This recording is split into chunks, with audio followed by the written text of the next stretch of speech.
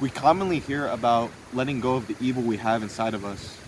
And for me, it's the hatred I had towards my father. So when I'm a little kid, I was a lot more connected to my mom than my father because I spent a lot more time with my mom. But that was not the only reason.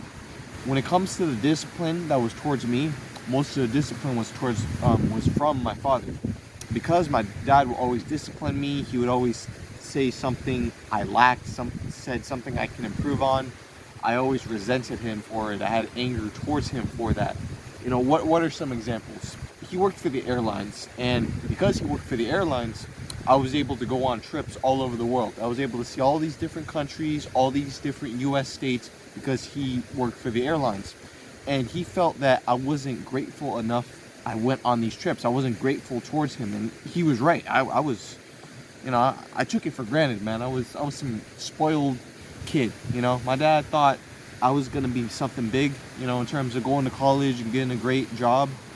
But because I was his golden boy, I feel like I wasn't grateful for what my dad provided for me. I wasn't grateful for the hard work that my father did for the family.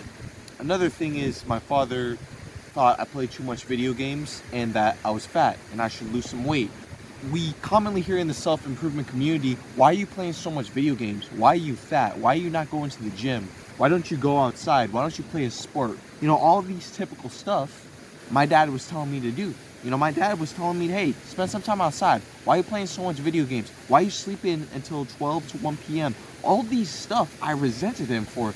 But now, as a 22-year-old, I'm realizing that all of the discipline my father had towards me, when it comes to you play too much video games, you get up at 12, 1 p.m., why are you getting up so late?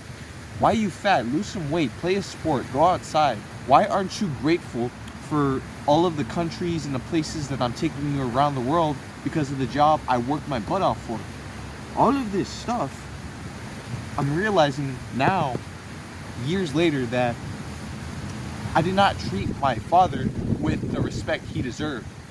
I treated my mom good, really nice at the time, because she was not the one that disciplined me.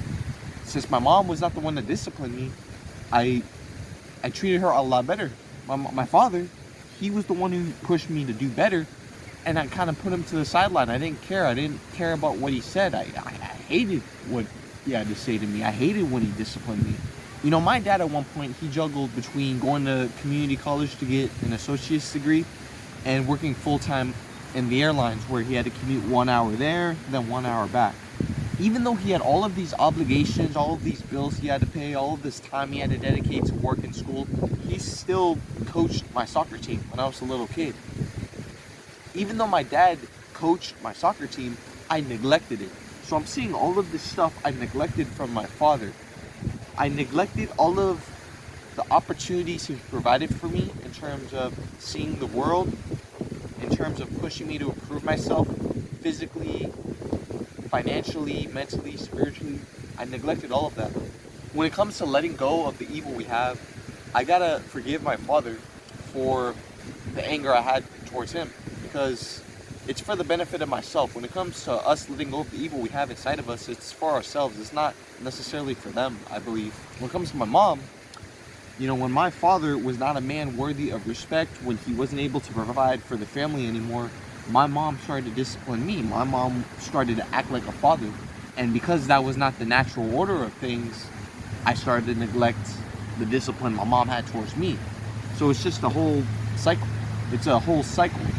And when it comes to life, when it comes to how it should be, the man should be a person worthy of respect that leads the family.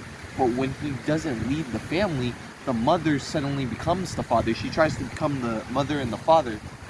But that's not how it's supposed to work.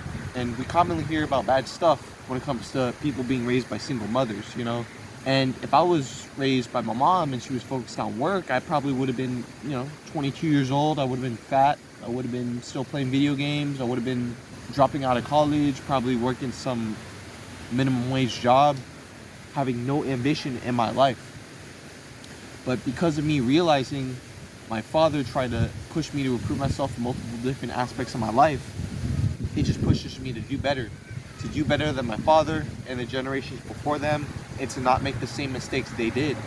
And to know that my dad, he had a good heart. He was coming from a good place. He wanted me to obviously do the typical stuff of the Matrix, to go to college and stuff like that, but he still wanted me to not be fat. He still wanted me to not waste my time playing video games. He still wanted me to be more grateful for the stuff I have in my life. Isn't this stuff that's pushed by the self-improvement community? Yeah, it is. We all have evil inside of us that we have to let go of, and the only person we can let go of that evil to is God. And it's important for us to forgive our family members, and to know that even though our parents don't know what's best for us, their guidance likely comes from a good heart. Reflecting on my past, I'm glad that my dad tried to push me to improve myself. I didn't listen to him at the time, but now I realize that my father was trying to push me to be the best version of myself, to be better than the generations before me. And I hope this video helps you in any way. I love you guys. God bless you. And I hope to see you soon. Thank you.